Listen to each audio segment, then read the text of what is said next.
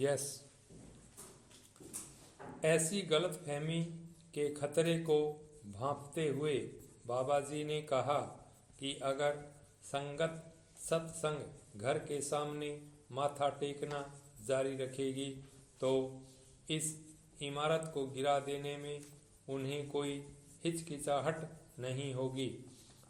संत मत में मूर्ति पूजा नहीं की जाती, न ही इसमें जड़ पदार्थों की पूजा के लिए कहा जाता है। रूहानियत में किसी इमारत की मूर्ति की तस्वीर या फिर किसी अन्य जड़ पदार्थ की भक्ति करना अंधकार में भटकना है, क्योंकि जो बेजान है, निर्जीव हैं, वह रूहानियत की तरफ नहीं ले जा सकता, हमें रूहानी तौर पर जागृत नहीं कर सकता।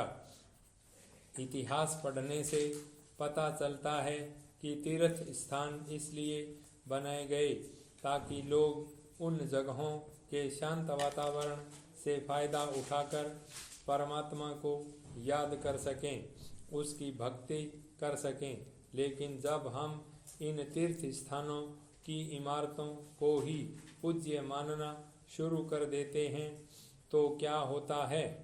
इन इमारतों में बैठकर पूजा करने के बजाय हम इन इमारतों की ही पूजा करना शुरू कर देते हैं। बदकिस्मती से इस हम में से बहुत से लोग रूहानियत के मार्ग को अंधविश्वास के साथ जोड़ देते हैं और ऐसे कार्यों में लग जाते हैं जिन्हें करने से हम सोचते हैं कि हमें खास रूहानी नतीजे हासिल होंगे।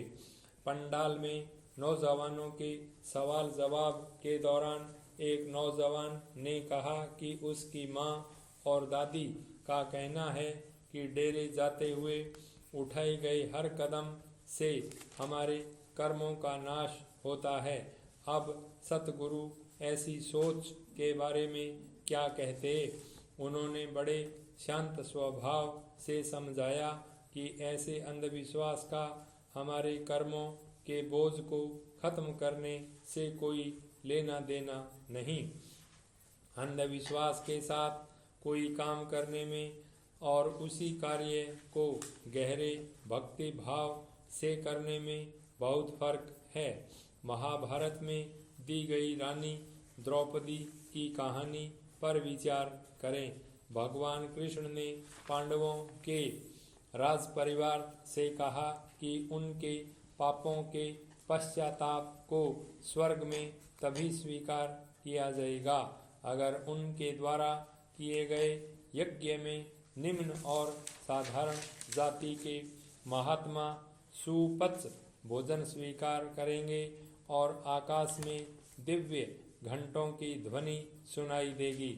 लेकिन जब सुपच्च ने कहा कि वह तब तक यज्ञ में नहीं आएंगे जब तक उन्हें 101 अश्वमेघ यज्ञ का फल नहीं मिलेगा, तो सभी निराश हो गए, क्योंकि सभी ने अभी तक एक अश्वमेघ यज्ञ भी पूरा नहीं किया था, जो उनके पास था ही नहीं।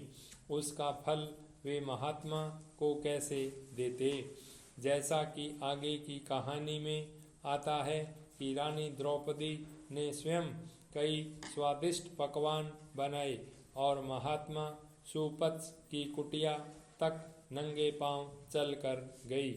उसने महात्मा से कहा कि मैंने सुना है कि अगर कोई मन में प्रेम और श्रद्धा रखकर किसी संत से मिलने जाता है तो हर कदम पर उसे अश्वमेघ यज्ञ का फल मिलता है। इसलिए मैं आपको 101 अश्वमेघ यज्ञों का फल देती हूँ।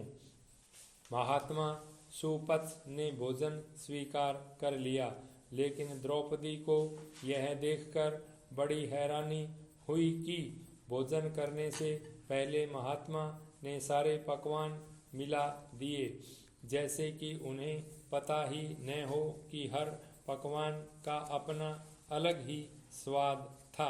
द्रौपदी को बड़ी निराशा हुई। उसने मन में सोचा कि यह महात्मा जरूर नासमझ और असभ्य है, इसे पता ही नहीं कि स्वादिष्ट भोजन क्या होता है।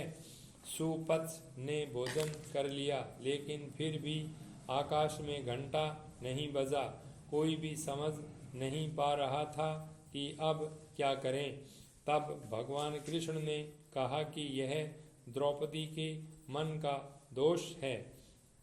द्रौपदी को अपनी गलती का एहसास हुआ और उसने अपने मन में विनम्रता का भाव लाकर अपने अहंकार तथा गलत सोच के लिए माफ़ी मांगते हुए प्रार्थना की।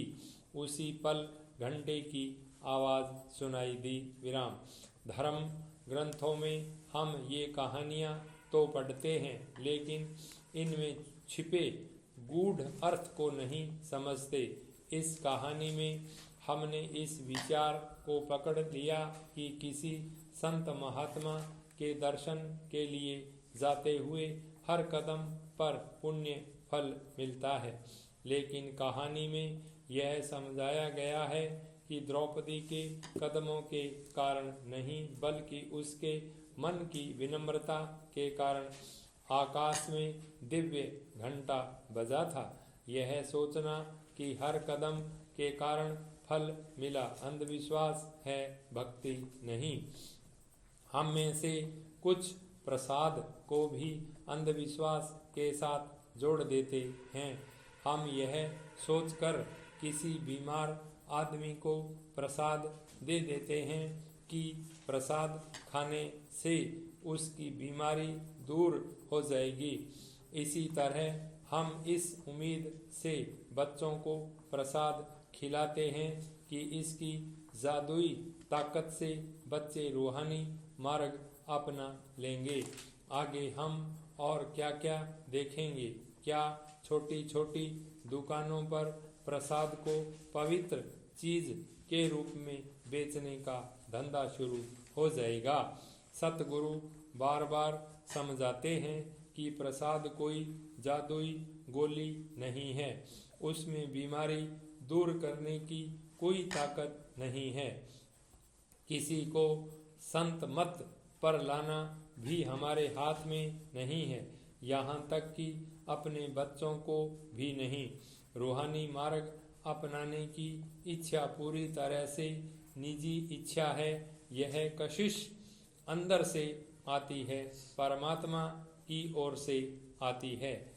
लेकिन अपने प्यारे सतगुरु से इस प्रसाद को एक निजी तोहफे के रूप में स्वीकार करने के बजाय हम इसे एक जादुई ताबीज़ के रूप में इस्तेमाल करना शुरू कर देते हैं। भाई स्टॉप।